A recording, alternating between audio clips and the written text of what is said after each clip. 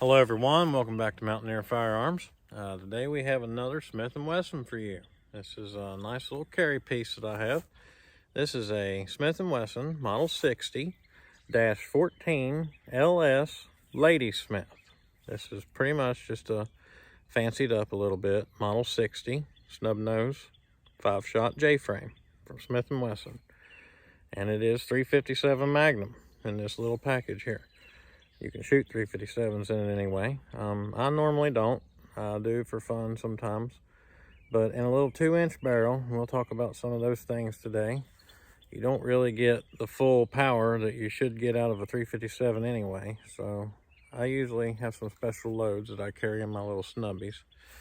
But these little things are nice. You can pack these little things away anywhere. Little snub nose J-frame revolver.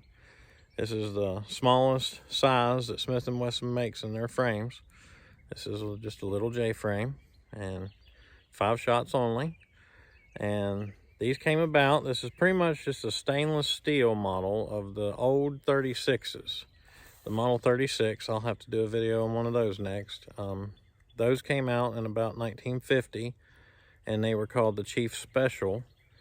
And they served for a long time, and in the 57 or something, whenever they got the number nomenclature for all the Smith & Wessons, that's when it became the little Model 36. But then up in around, I think, 65, I'm not perfect with dates, that was when they finally first made a Smith & Wesson stainless steel revolver. This was the Model 60 anyway, back in 65, was one of the very first stainless steel guns ever produced, and that was a very big deal. They were very sought after, very hard to get, and they just really hit the market with a bang, and people just loved them. You just couldn't get enough of them. But these are really sweet little guns. This is a newer one, as you can see. It does have the lock and everything on there, and it's a -14. If you want to Google around or whatever you want to do and learn about those dashes, like I said, I'll try and make a video one day, but there's so much about that, I don't know if I'd do good enough on that or not. But these things are sweet, and the LadySmiths, they have been hand fitted and things from the factory, kind of like a performance center. They have a little, supposed to have a little smoother, lighter double action trigger pull and single action. This thing is just super smooth. Both of my stainless Smiths are absolutely super smooth, but I have some of these, like I was talking about. I carry some different rounds when I carry a snub nose. Mainly recoil of a 357, and one of these is a lot. I do have a couple 357s I brought out here just to kind of show you. You get a lot of blast, a lot of, you know, it's cool. If you want to be a man, you want to carry 357. I do sometimes, but I also realize there's some cons to that as well in a little gun like this. But these are gold dot, and they're 38 special plus P's, and they're 135 grain, and they're designed for short barreled guns. So they get a lot more velocity, even though you got a short barrel, and they'll open up and everything like that. So there are rounds out there that you can get that are pretty potent, even for 38 special. But and I'm not very slick on these speed loaders, as you all know. So we'll put 5 of them in there, and I'll just show you how good this old thing shoots, if I can hit anything with it anyway. It's pretty nice.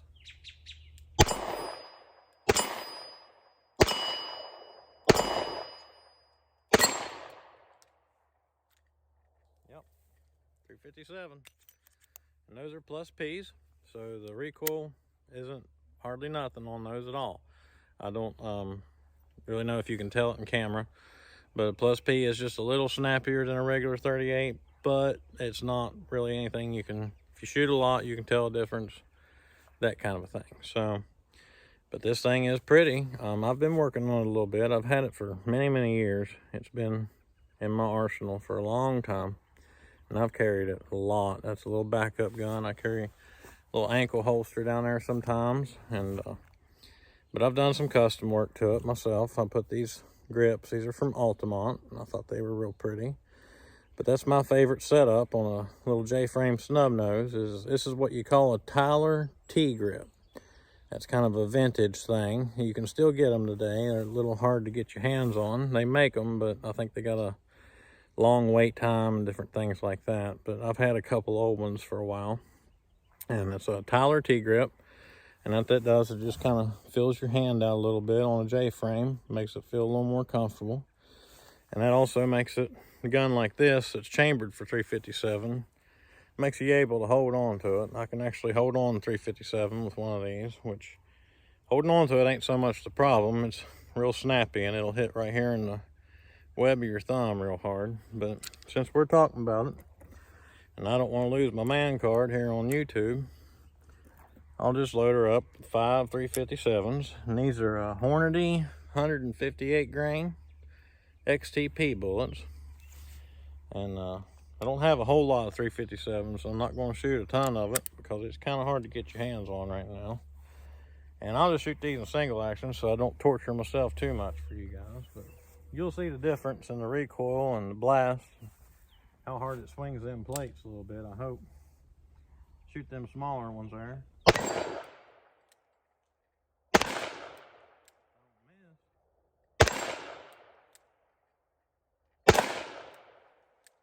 high.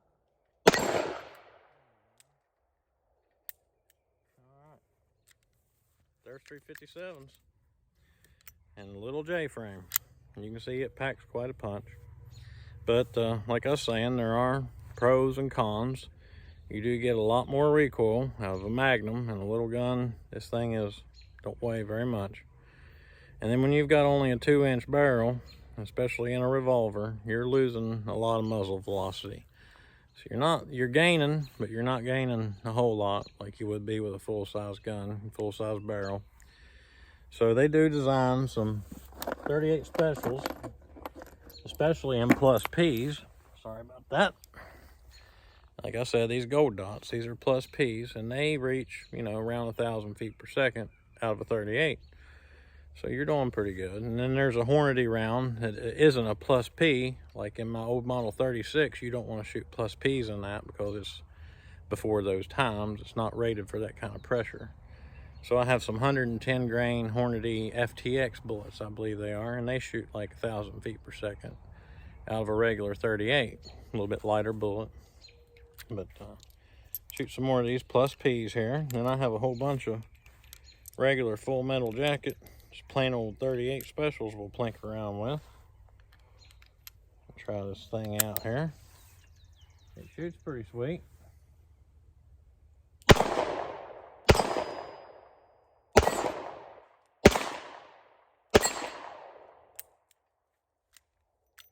Not too bad at all. Not too bad at all. And if you guys know, I love revolvers. And I love snub noses. You can hide these little things. They are very light, very easy to carry if you want a concealed carry. And you just can't go wrong with a stainless Smith & Wesson. And they're just tight, slick, smooth, very nice guns. And if you've watched our other snub nose video on the little Rock Island model M206 38 special, again, I had some of this Tula ammo, this cheap Tula, and I was getting light primer strikes. And since then, I've been kind of just testing this ammo out in all my other revolvers, especially my double action, little snub noses and stuff like that, to see if it was just that little Rock Island gun or just this ammo. And for full disclosure, so far I haven't had any other gun have light primer strikes with this ammo yet. I've shot it in about 4 or 5 other revolvers, and so far no trouble. So that might be a mark on the little Rock Island we might have to revisit. Let's try some of these Tulas and see if it happens with this gun.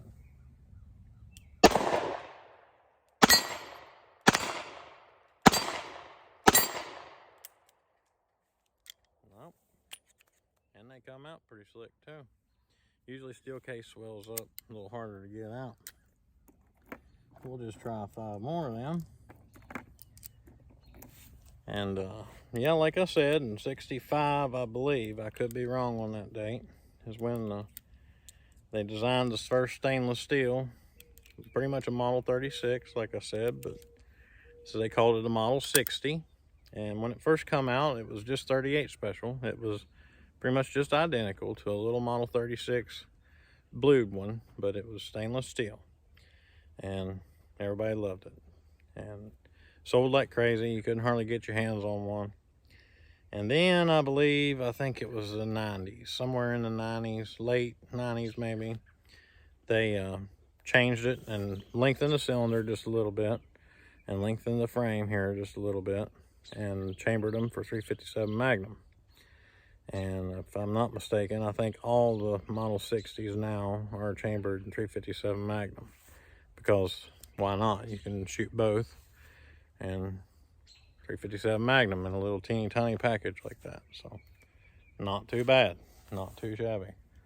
Carry it in a little ankle holster or inside the waistband, in your pocket, whatever you want to do. They shoot real good. And we'll try it in single action, see if I can hit them little 4-inchers there.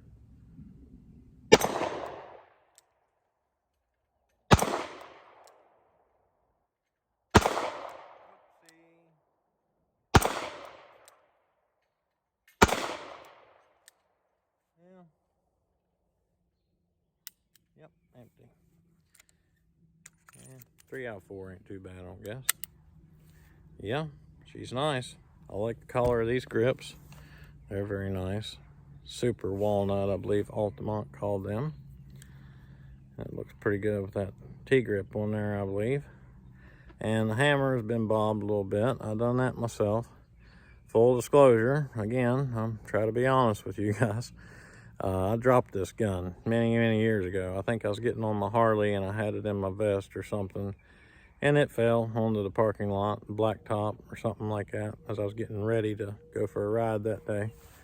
And it chipped a little bit of the hammer off there, and didn't scratch the gun anywhere else or anything, but it chipped just a little, like the corner of the original hammer. And so I just decided to go ahead and do a custom little bob job there, which I like it that way. I didn't want to cut the hammer completely off because I like to still be able to cock it and shoot in single action. And so that leaves me just enough to get my thumb on, and it's still pretty smooth. Don't hang on nothing in my pocket. So I call that my custom, my little deal there on the hammer bob job. But I like it. It sure is slick. It just has plain sights, no adjustable or nothing. And I feel like this gun shoots a little bit to the right for me, which is odd. And but just a little bit. I can just compensate for it. Use Kentucky windage. It doesn't have any paint on the front sight. I've been thinking about doing that. And I polished it a little bit. Used Mother's aluminum polish. Took it all apart and just kind of rubbed on it. Because you'll notice if you Google one of these, a LadySmith Model 60, they have just a little bit of like a matte stainless finish to them. It was kind of a gray looking color. And I just wanted it a little more shiny. But yeah, it's a pretty nice little gun. I've shot it a lot, had it many years. And it's never, of course, never failed on me. Smith & Wesson revolver. Not saying that something can't break one day, but so far she's been trucking along like a champ. It feels real good with them T-grips. That just locks you in there. If you ever get a chance to feel a T-grip on a J-frame revolver, it might change your mind on buying rubber grips or something like that. It just depends. Everybody's different. Let me try 5 shots real big on that 12-inch there.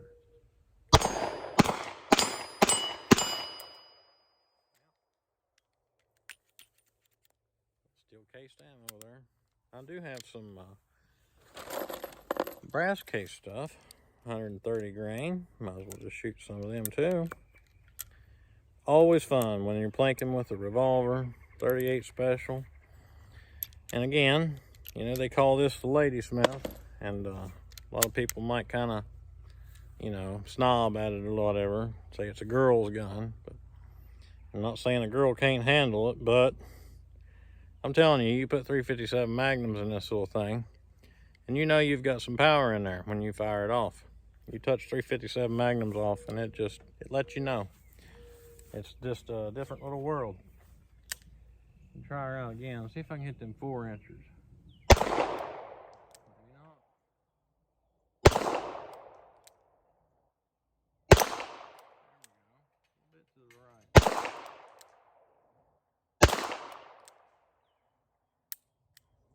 Huh. Try that again. Might have to redeem myself. Again, this thing shoots just a little to the right, I think, for me. And you'll have a different point of impact with Magnums usually than you will with specials. I'm not real sure why the science is what it is on that.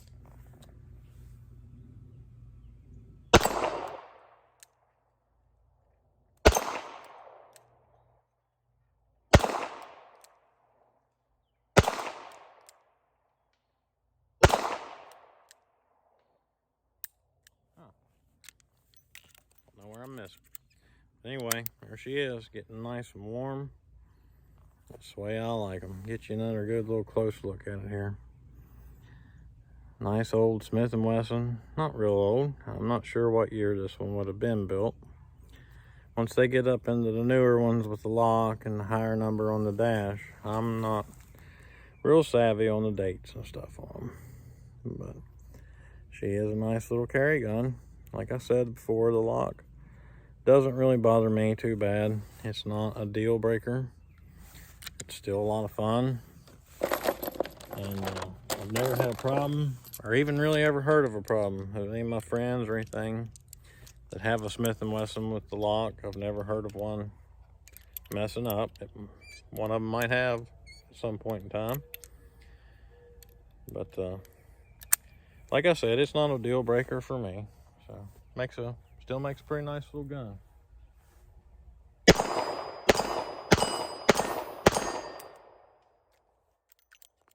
too bad at all.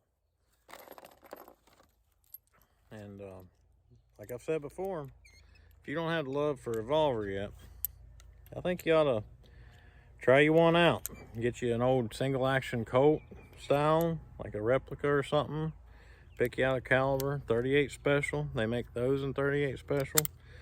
You can get one of these. 38 special doesn't kick, even in a small little J frame like this. You can get a bigger double action gun or whatever. I always try to suggest 38 special to people when they're just starting out. If you're a more experienced shooter, go with whatever caliber you like. But I always suggest trying a revolver. These things are just so fun. I mean, they're not as fast as getting out here with a semi-auto and high capacity mags and switching them out real fast and shooting 1,000 rounds in an hour. But there's just something more enjoyable and peaceful about planking with an old revolver or 22 or anything like that. You don't have to be out here fast and shooting all kinds of ammo.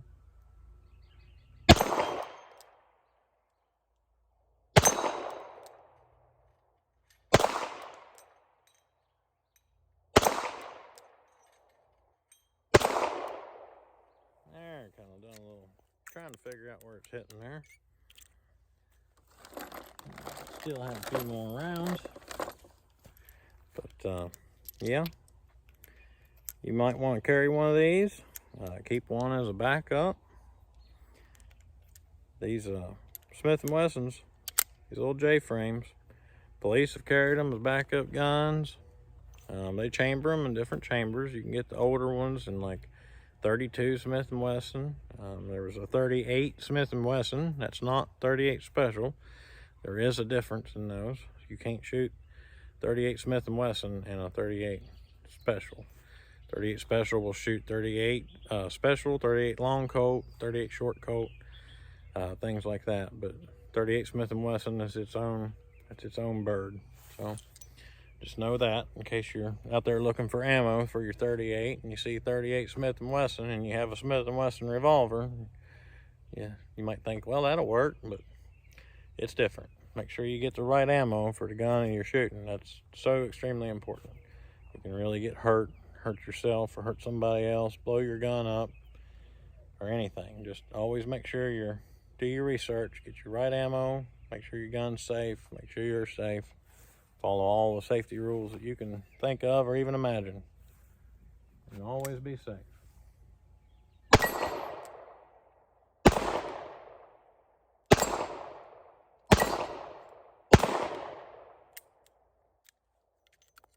Yep, there it is. 38 special, 357 Magnum. Very versatile little snub nose revolver. Got a lot of history in these little J frames since 1950. come out calling them the Chief Special. And there they are. I do have a 1968 model Chief Special, model 36, no dash. And I'll have to bring it out next maybe and show it to you, give you a little insight on the history. But these things are absolutely sweet. I forgot to mention this does have a 2 1/8 inch barrel. These here, it does look a little longer. It is just a little bit longer. An older model 36 or an older model 60 will have a 1 7/8 inch barrel. Most people just call them a 2 inch, and these are 2 1/8. So you got just a little bit more length, and it does have the full underlug underneath there to cover your ejector rod. And she is sweet. I hope you guys liked it. I hope you enjoyed watching our video today. And make sure you like, subscribe, make sure you click that bell so you get notified when we make a new video. And keep coming back to see us. And I hope you have a wonderful day. Thank you.